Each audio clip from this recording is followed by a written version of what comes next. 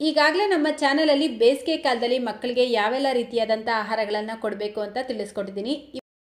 ಇವತ್ತೂ ಅಷ್ಟೇ summer special ರೆಸಿಪಿನೇ ತಿಳಿಸ್ಕೊಡ್ತಾ ಇದ್ದೀನಿ. ಈ ರೆಸಿಪಿನ ನೀವು 7 ತಿಂಗಳ ಮೇಲ್ಪಟ್ಟ ಮಕ್ಕಳಿಂದ ಹಿಡಿದು ಎಲ್ಲ ವಯಸ್ಸಿನ ಮಕ್ಕಳಿಗೂ ಮಾಡಿ ತಿನ್ನಿಸ್ಬೋದು.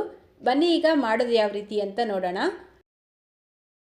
ಈ ರೆಸಿಪಿ ಮಾಡ್ಕೊಳ್ಳೋದಕ್ಕೆ ನಾನಿಲ್ಲಿ 3 ಟೇಬಲ್ ಸ್ಪೂನ್ ಅವಲಕ್ಕಿನ ತಗೊಂಡಿದ್ದೀನಿ. ಈ ಅವಲಕ್ಕಿಗೆ ನೀರು ಹಾಕ್ಬಿಟ್ಟು ಚೆನ್ನಾಗಿ ತೊಳೆದು 10 ನಿಮಿಷ ಮುಂಚೆ ನೆನೆಸಿಟ್ಕೊಳ್ಬೇಕು.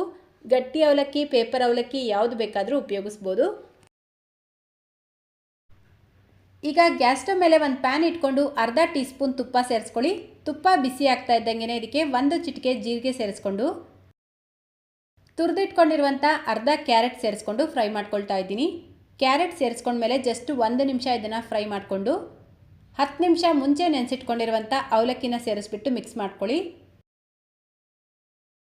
ಇದರ ಜೊತೆಗೇ ಅರ್ಧ ಕಪ್ ನೀರು ಸೇರಿಸ್ಬಿಟ್ಟು ಅವಲಕ್ಕಿ ಮತ್ತು ಕ್ಯಾರೆಟ್ನ 10 ನಿಮಿಷ ಬೇಯಿಸ್ಕೊಳ್ಬೇಕು. ಮೀಡಿಯಮ್ ಫ್ಲೇಮಲ್ಲೇ ಬೇಯಿಸ್ಕೊಳ್ಳಿ. ನೋಡಿ, ಕರೆಕ್ಟಾಗಿ 10 ನಿಮಿಷಕ್ಕೆ ನಾವು ಸೇರಿಸಿರುವಂಥ ಅವಲಕ್ಕಿ ಮತ್ತು ಕ್ಯಾರೆಟ್ ಚೆನ್ನಾಗಿ ಬೆಂದಿರುತ್ತೆ. ಈಗ ಇದಕ್ಕೆ 1 ಚಿಟಿಕೆ ಅಷ್ಟು ಕಾಳು ಮೆಣಸಿನ ಪುಡಿ, ಸ್ವಲ್ಪ ಕೊತ್ತಂಬರಿ ಸೊಪ್ಪನ್ನ ಸೇರಿಸ್ಬಿಟ್ಟು ಮಿಕ್ಸ್ ಮಾಡಿಕೊಂಡು ಗ್ಯಾಸ್ ಫ್ಲೇಮ್ನ ಆಫ್ ಮಾಡ್ಕೊಳ್ಬೇಕು. ಇದು ಪೂರ್ತಿಯಾಗಿ ತಣ್ಣಗಾಗಿದ್ದ ನಂತರ ಇದಕ್ಕೆ 3 ರಿಂದ 4 ಟೇಬಲ್ ಸ್ಪೂನ್ ಮನೆಯಲ್ಲೇ ಮಾಡಿರುವಂಥ ಮೊಸರು ಸೇರಿಸ್ಕೊಂಡು ಮಿಕ್ಸ್ ಮಾಡ್ಕೊಳ್ಳಿ.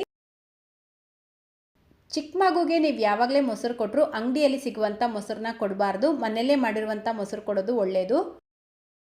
ಅಷ್ಟೇ, ಈಗ ಹೆಲ್ತಿಯಾಗಿರುವಂಥ ಅವಲಕ್ಕಿ ಮೊಸರನ್ನ ರೆಡಿಯಾಗಿದೆ. ಇದು ಮಕ್ಕಳಿಗಂತೂ ತುಂಬ ಇಷ್ಟ ಆಗುತ್ತೆ. ಸೊ ಮಿಸ್ ಮಾಡ್ದಿರ ಮಾಡಿ ತಿನ್ನಿಸಿ. ಈ ರೆಸಿಪಿನ ನೀವು ಬೆಳಿಗ್ಗೆ ಅಥವಾ ಮಧ್ಯಾಹ್ನ ಟೈಮಲ್ಲಿ ತಿನ್ನಿಸೋದು ಒಳ್ಳೆಯದು. ತುಂಬ ಜನ ಕೇಳ್ತೀರಾ, ಮೊಸರು ಕೊಟ್ಟರೆ ಮಕ್ಕಳಿಗೆ ಕೋಲ್ಡ್ ಆಗೋದಿಲ್ವಾ ಅಂತ. ಖಂಡಿತ ಆಗೋದಿಲ್ಲ. ನಾವಿದರಲ್ಲಿ 1 ಚಿಟಿಕೆ ಅಷ್ಟು ಕಾಳು ಮೆಣಸಿನ ಪುಡಿ ಸೇರಿಸ್ಕೊಂಡಿರೋದ್ರಿಂದ ಮಕ್ಕಳಿಗೆ ಕೋಲ್ಡ್ ಆಗೋದಿಲ್ಲ. ಹಂಗೂ ನಿಮಗೆ ಬೇಕಿದ್ರೆ ತುರಿದಿರುವಂಥ ಶುಂಠಿ ಕೂಡ ಒಂಚೂರು ಸೇರಿಸ್ಕೊಳ್ಬೋದು. ಸೊ ಇವತ್ತಿನ ಈ ಸಿಂಪಲ್ ರೆಸಿಪಿ ನಿಮ್ಗೆ ಇಷ್ಟ ಆಯಿತು ಅಂತ ಅಂದ್ಕೊಳ್ತೀನಿ. ಇಷ್ಟ ಆಗಿದ್ರೆ ಪ್ಲೀಸ್ ಈ ವಿಡಿಯೋಗೊಂದು ಲೈಕ್ ಮಾಡಿ, ನಿಮ್ಮ ಫ್ರೆಂಡ್ಸ್ ಮತ್ತು ಫ್ಯಾಮಿಲಿಯವ್ರ ಜೊತೆಗೂ ಈ ವಿಡಿಯೋನ ಶೇರ್ ಮಾಡ್ಕೊಳ್ಳಿ. ಇದೇ ರೀತಿ ಮತ್ತೊಂದು ರೆಸಿಪಿಯೊಂದಿಗೆ ಸಿಗೋಣ. Thank you.